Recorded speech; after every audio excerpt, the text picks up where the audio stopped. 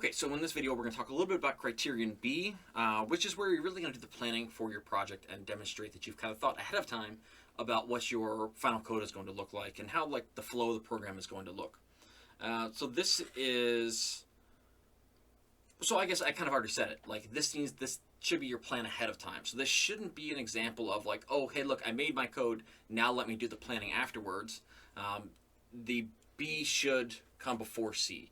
So that should kind of guide your thought process. And like, so things that shouldn't be included in here are like, or maybe good and bad examples here. So inside of your work and your planning, if you're going to do like GUIs, like you're going to have like some sort of display where you're going to have inputs and save the data, or you're going to make these, kind of visuals. That's great. Draw those out ahead of time. This shouldn't be something that you say, oh, here's my final code. Let me take pictures from that and then put it back into my B. No, you should be showing like some sketches ahead of time of how this should look. Similarly, this shouldn't be like, oh, here's my code that I created. Let me show my code and I'll explain how it works. Because that's kind of implying that you did the code first and then came back and explained it. This should be, again, the name is planning. So it's what you're doing ahead of time. Okay, and then, so I guess this really is going to be there's three parts to this, but one super distinct file, and then another one that's a little more involved here. So let's take a look through here. Okay, so the first one is the record of tasks. The record of tasks should be coming from it's an IB file that's going to have, it's a very specific format, not something that you could just create. And you can see in our IA folder, we're going to find the blank record of tasks here, and it should look like this. Task number, planned action, planned outcome, time estimate, all that stuff there, right? That's going to need to be completed as you go through this. And I think it's a really good example to look at like other students' works. This student scored a 5 out of 6 on this. So we take a look through their record of tasks. And their record of tasks is going to be quite, this one's quite extensive. It's about 28 entries. And they kind of label how long it takes. And they include things that you might not think to include, like initial brainstorming, what that looks like, contacting the client, like kind of just keeping a record of all the things that they did in order to create this. So that's one element you need to just kind of constantly be thinking about. How am I documenting my work? Just writing quick notes, updating this as you go, rather than having to kind of do it all at the end. So I'm going to pop back over to B, and then I'll pop over to the Mr. B's Criterion B, and then we'll look back at that exemplar, because I think we can pull some good things out of that and kind of what they're doing. But I think, yeah. So again, this is meant to be designed ahead of time. This is your plan to get ready for your actual creation. Just some important things to notice in here. I think whenever you see these in this guide, it's really important because IB moderator is the person who's actually grading it. So look through the things that they're saying students normally don't include, and make sure that you include that in your own work. And I'm not going to read through those. Maybe I'll try not to anyways. Okay. So what you should think about in here, and this element of your Criterion B, is where you're going to show the kind of the flowcharts of your work and how like different decisions are going to get made. And you can look at this for any of your inputs, and they range from being very simple, kind of maybe, and we'll see this in the exemplar, maybe 3 or 4 step ones, to longer 10 or 15 ones where there's different decisions being made. There's a wide variety of different kind of flowcharts that you might include in here, but it's really, again, planning ahead. So like thinking about, okay, what do I need to have happen here? What should happen with this? There should be some details about the kind of code or the ideas that are going to be used here. But it should just be a layout for what you're actually going to implement when you actually code. Also, some things you should do, so they're talking about screen mockups. So what they mean is, like, if you're going to show a GUI, you should include some kind of drawings of what this might look like. I think I said at the beginning, make sure that you don't complete it and then include the screenshots later.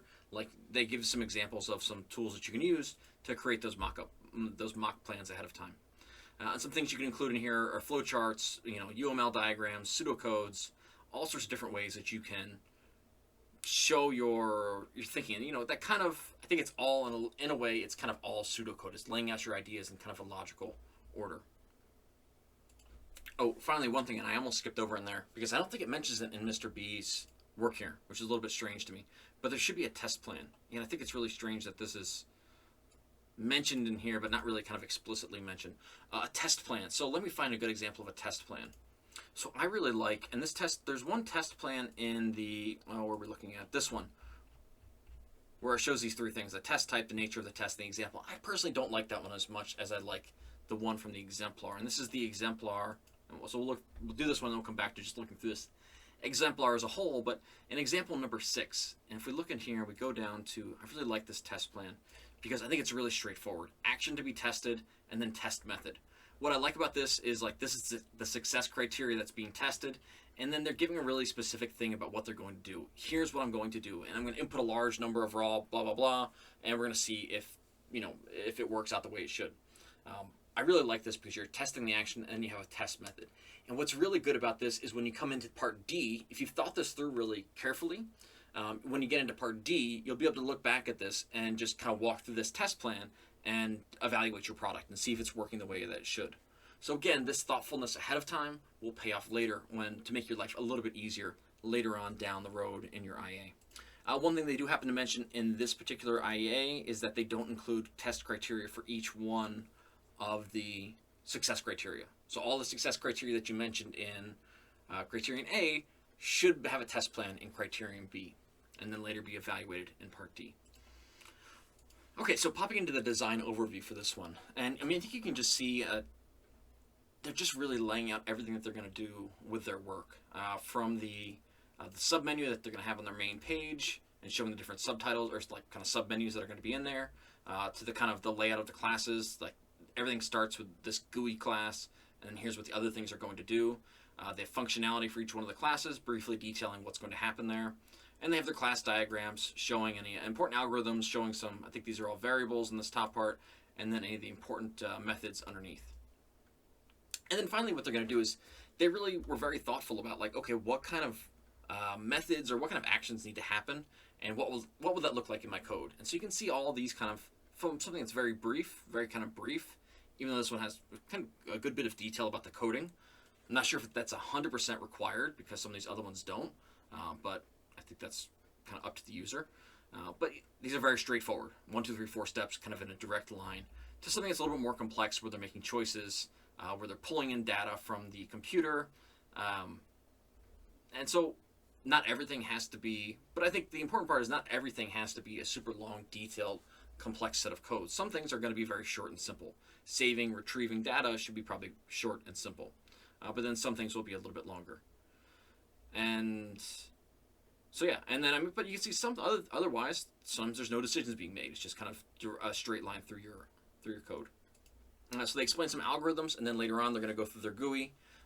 These are some of the databases they're creating ahead of time, and they're going to go through their GUI and just pull up and so I think what these shouldn't be from the actual product. They should be mock-ups that they did ahead of time. I'm not sure if they mentioned that anywhere, but that's where these really should be coming from. It does say design, but it kind of looks like just from the product. Maybe not with the text. Anyways, this should not be from your actual product. This should just be something that you've kind of designed ahead of time and then you implement in your project. Okay, so I think that's all the elements. Getting a little bit long. I want to try and keep this under 10 minutes. Let's take a look at what the moderator says about this particular work. So overall, they say that the record of tasks is good. And I hope it is. It's 28 steps and seems like it kind of covers everything.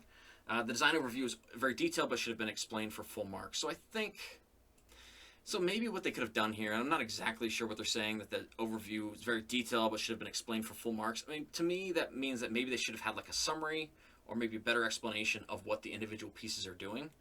Some of those algorithms are quite complex, so maybe it would just be good to have a brief sentence or two summary about what those things are doing, the purpose of the algorithm. But I think the kind of major fault here is the test plan's outlined but doesn't address all the success criteria. That seems like a clear fault in this design, and that's something that's, I wouldn't say it's easy to rectify, but it's an easy mistake to realize you've made. Make sure you hit every success criteria in here. And overall, I think that's it.